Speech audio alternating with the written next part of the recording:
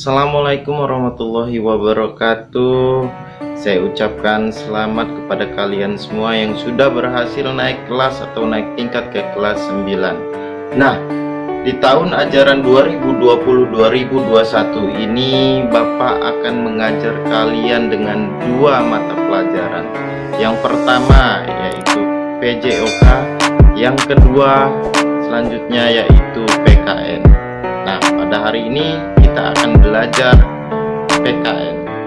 Pada pertemuan pertama kita pada hari ini, materi yang akan kita bahas adalah yang pertama, yaitu penerapan Pancasila sebagai dasar negara dari masa ke masa. Yang kedua, penerapan nilai Pancasila sesuai dengan perkembangan zaman. Yang ketiga, menampilkan nilai-nilai Pancasila sebagai dasar negara dalam berbagai aspek kehidupan. Nah, untuk memperdalam materi kita pada hari ini, jangan berlama-lama, saksikan video berikut ini. Hai, Pendidikan Pancasila dan Kewarganegaraan kelas 9. Bab 1, Dinamika Perwujudan Pancasila. Tahukah kamu bagaimana penerapan Pancasila dari masa ke masa? Penerapan Pancasila masa awal kemerdekaan tahun 1945 sampai 1959. Yang kedua, masa Orde Lama tahun 1959 sampai 1966. Yang ketiga, masa Orde Baru tahun 1966 sampai 1998. Yang keempat, masa reformasi tahun 1998 sampai dengan sekarang. Masa awal kemerdekaan tahun 1945 sampai dengan 1959. Pemberontakan PKI di Madiun yang dipimpin oleh musuh pada tanggal 18 September 1948. Tujuannya mendirikan negara Soviet Indonesia yang berideologi komunis. Pada akhirnya pemberontakan dapat digagalkan.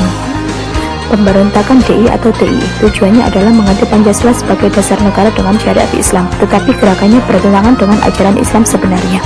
Upaya penuntasan pemberontakan memakan waktu lama, namun bisa ditangkap pada tanggal 4 Juni 1962. Pemberontakan Republik Maluku Selatan dipimpin oleh Christopher Robert Stephen Sumekri pada tanggal 25 April 1950 yang bertujuan membentuk negara sendiri. RMS di Ambon dikalahkan oleh militer Indonesia sehingga kekalahan Ambon berujung pada pengusiran RMS ke Serang.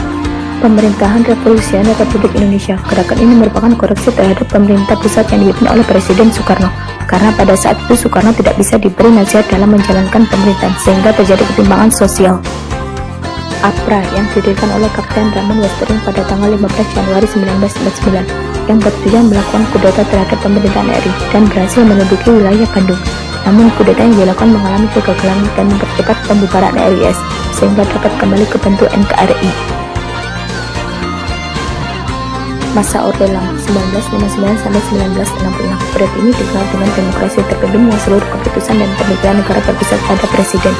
Dicetuskan karena banyaknya gerakan separatis yang menyebabkan ketidakstabilan negara, tersendatnya pembangunan ekonomi, sehingga dikeluarkannya dekret Presiden 5 Juli 1959. Masa Orde Baru 1966 sampai 1998 merupakan masa transisi dengan konsep demokrasi Pancasila, pembubaran PKI dan menciptakan keamanan pasca pemberontakan PKI. Pada masa ini lembaga presiden menjadi pengontrol utama. Masa ini juga memunculkan berbagai macam kasus pelanggaran HAM.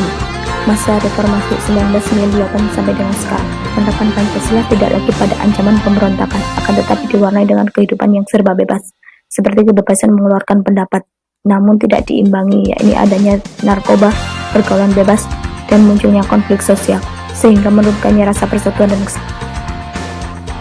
Sekian, dan terima kasih, semoga bermanfaat.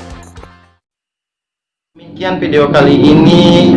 Apabila video ini bermanfaat, jangan lupa subscribe, like, comment, and share kepada seluruh yang memang membutuhkan. Itu saja. Akhiri, wassalamualaikum warahmatullahi wabarakatuh.